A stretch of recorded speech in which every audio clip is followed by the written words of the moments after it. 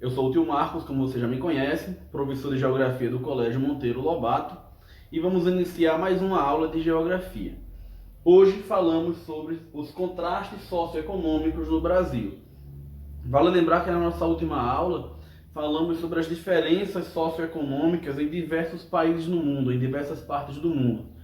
Então hoje vamos falar especificamente do Brasil, né? Vamos falar sobre as relações econômicas, as diferenças socioeconômicas entre os povos, as diferenças entre as classes sociais e entender principalmente um pouco do processo histórico que proporcionou então esses contrastes. Tá? Então assim, vamos iniciar mais uma aula de geografia falando sobre esses pontos que eu acabei de citar. Bom, e para que a gente possa iniciar, tá, e que a gente possa entender, primeiramente vamos falar um pouco sobre as relações que o Brasil proporcionou com Portugal no passado, há 500 anos atrás, a fim de entender as diferenças dessas relações. Vale lembrar que por muito tempo o Brasil ele foi uma colônia de Portugal, ou seja, lá em 1500 Portugal iniciou um processo de colonização no Brasil, né? Os portugueses vieram de lá da Europa e iniciaram a colonização aqui. Professor, o que é isso? Brasil, ele passava a fazer parte de Portugal. Tudo o que acontecia no Brasil era de responsabilidade de Portugal e assim as nossas riquezas eram levadas para a Europa. Então os portugueses eles tinham posse dessas riquezas que eram produzidas aqui. Então isso já explica muito dessas relações. Como o Brasil era uma colônia de exploração, não sei se vocês se recordam, mas há 2 aulas atrás eu expliquei para vocês as diferenças entre uma colônia de exploração e uma colônia de povoamento. No caso dos Estados Unidos, do Canadá e da Austrália, formaram-se colônias de povoamento. Eram quando os europeus, né, como os britânicos, vinham para cá, para esses países, para morar. No Brasil e em toda a América Latina foi diferente. Eles vieram para explorar, para retirar os recursos e então levar para a Europa e assim enriquecer os países europeus. Os países europeus, por muito tempo, né, explorando esses recursos, eles acabaram enriquecendo bastante. Eles aumentaram seus patrimônios, explorando justamente os recursos daqui, do continente americano, inclusive do Brasil, do continente africano, de partes da Ásia. Então houve, na verdade, essa colônia de exploração, para explorar os nossos recursos. E aí, pessoal, entra a questão dos povos que formaram a nossa população. Eu me recordo que em um outro momento, eu falei para vocês que a população brasileira ela é uma miscigenação, uma mistura, uma mescla de 3 principais povos, que eram justamente os brancos europeus, né, os povos que vieram da Europa, os índios nativos do continente americano, né, população que já vivia aqui, e os africanos que vieram como escravos para trabalhar aqui no continente americano. Então, esses 3 povos, a mescla desses 3 povos deu origem à população brasileira. É por isso que é muito comum, né, a gente chegar, por exemplo, se a gente chegasse numa sala de aula na Alemanha, na Noruega, enfim, em outros países, a gente encontra um perfil, né, de pessoas, cabelo com uma determinada cor, olhos, cor da pele. No Brasil não. No Brasil a gente encontra um aspecto variável de tudo isso. Mas não é bem sobre isso a nossa aula de hoje. O que eu quero falar é que esses povos, como por exemplo os africanos, eles foram obrigados a sair da África e vir trabalhar aqui. E aí por isso eles eram escravizados, né? Veja como eles saíram lá do continente africano, amarrados às suas famílias, né? Forçados, ó, o cara aqui armado, eles amarrados, sendo trazidos para cá. Muitas vezes eles apanhavam, né? Eles eram forçados a trabalhar. E aí, logicamente, professor, mas depois de um tempo, eles foram libertos. Só que aí a gente imagina, né? Será que após o momento que eles são libertos, entre aspas, será que esses povos têm as mesmas oportunidades que aqueles povos que não eram escravos? Imagina só um povo que por mais de 300 anos foi escravizado, né? Agora, diz, agora você está livre. Mas será que essa liberdade dá a ele as mesmas condições que aquelas pessoas que os escravizavam? Veremos um pouco mais sobre isso mais adiante. Tá? Só que aí eu deixo outra pergunta. E os indígenas? E em relação aos indígenas? A gente já sabe que os europeus eram aqueles que exploravam. Os africanos eles foram obrigados, né, a trabalhar. Mas temos também os indígenas. E os indígenas, eles também foram escravizados em vários momentos, né? Às vezes a história não mostra muito isso, mas os indígenas eles também foram escravizados. Só que por conta de algumas características do indígena, não deu muito certo esse processo de escravidão. Mas mesmo assim, toda a cultura indígena acabou sofrendo uma influência muito grande. Hoje a gente ainda encontra algumas comunidades indígenas que tentam continuar com seus costumes, seguindo seus rituais, mas logicamente não é a mesma coisa. Então esses indígenas, eles muitas vezes, né, foram obrigados a deixar suas religiões, né, passaram a seguir outras religiões, como por exemplo do catolicismo. Os portugueses vieram, mandaram padres aqui para o Brasil para tentar fazer com que os indígenas deixassem de seguir os seus deuses, que eles já tinham os deuses deles, né? E aí tentou implementar o catolicismo à força para esses indígenas.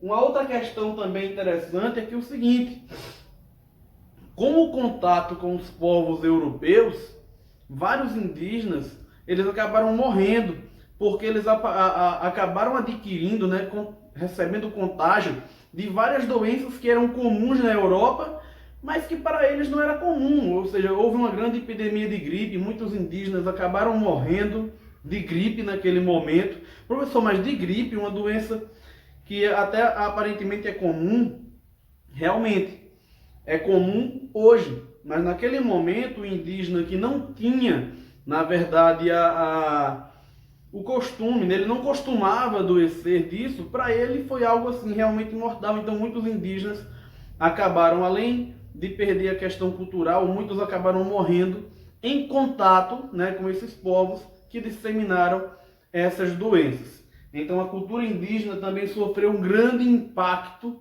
né, a partir da chegada desses povos aqui no nosso país. Pessoal, outro ponto que a gente não pode deixar de falar, e isso logicamente vai entrar toda a questão, o processo histórico envolvendo a população afrodescendente aqui no Brasil. Para vocês terem uma ideia, hoje no Brasil, 51%, ou seja, mais da metade da população brasileira tem origem afrodescendente. Por mais que ela não tenha a cor da pele negra, mas ela tem características como a questão do cabelo, a questão dos olhos, da boca. Então, é perceptível a presença da cultura negra também em vários povos. Só que mesmo assim, existe uma situação que é a questão do racismo contra os afrodescendentes, que é algo que nós devemos combater diariamente. Isso é uma luta de todos. E aí existem algumas perguntas. Mas eles são inferiores? Eles são menos capazes? Eles são diferentes. Não, senhor. Eles são iguais a nós, tá? O que muda é justamente porque a sua origem de formação no seu local, a sua etnia, né, os seus traços corporais são diferentes. Mas é apenas isso. São pessoas igual qualquer outra, tá? Então, todo aquele passado de colonização, que eles foram obrigados a trabalhar, que eles acabaram sendo forçados a sair das suas terras, forçados a seguir outra religião, aparentemente dá um aspecto de inferioridade, mas eles de nada são inferiores, tá? Então, esse é um trabalho de todos nós, combater o racismo e entender que todos nós somos iguais, tá? E aí, dentro disso daí, esse reflexo a gente consegue encontrar na sociedade. Professor, mas a escravidão já acabou há muito tempo. Acabou entre aspas, né? Porque a gente sabe que esses povos ainda continuam sofrendo por conta de reações que existem desde aquele período. Por exemplo, é muito comum a gente encontrar nas universidades, um pequeno percentual, né, em comparação aos povos de origem brancas. As vagas de emprego geralmente ganham menores salários essa população, né? E também cargos de chefia em grandes empresas. Mas isso não quer dizer que nós não temos. E temos alguns exemplos, inclusive. Esse aqui, Barack Obama, ex-presidente dos Estados Unidos, né? Para muitos, a função mais importante do planeta, ser um chefe de Estado da maior potência do mundo, primeiro presidente negro da história dos Estados Unidos.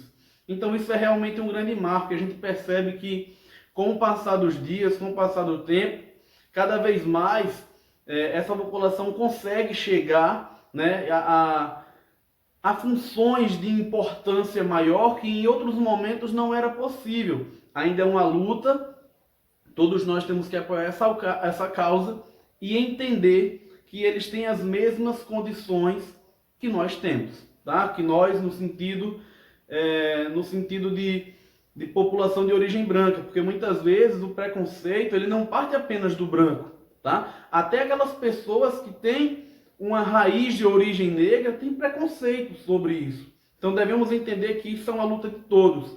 Todos nós somos iguais, todos nós temos os mesmos direitos e as mesmas capacidades. Então, basta que todos nós tenhamos o mesmo empenho que conseguiríamos chegar, sim. Então, pessoal, tudo isso afeta de modo geral em uma organização social diferente. Ou seja, nós encontramos classes sociais muito distantes uma da outra.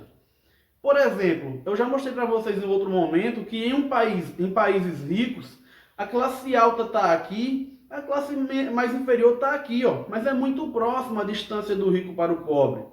Já nos países mais pobres, onde a desigualdade social é maior, o rico está aqui e o pobre está lá embaixo.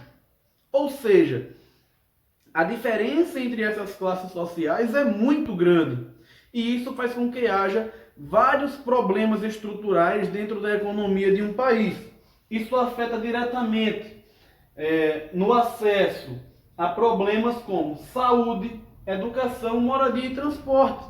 Ou seja, isso faz com que aquela classe mais pobre, aquela parcela da população que é mais carente, não tenha acesso a uma saúde de qualidade, não tenha acesso a uma educação de qualidade, não tenha acesso a moradias e não tenha acesso a meios de transporte que venham fazer com que essas pessoas tenham uma qualidade de vida legal, igual à população mais rica.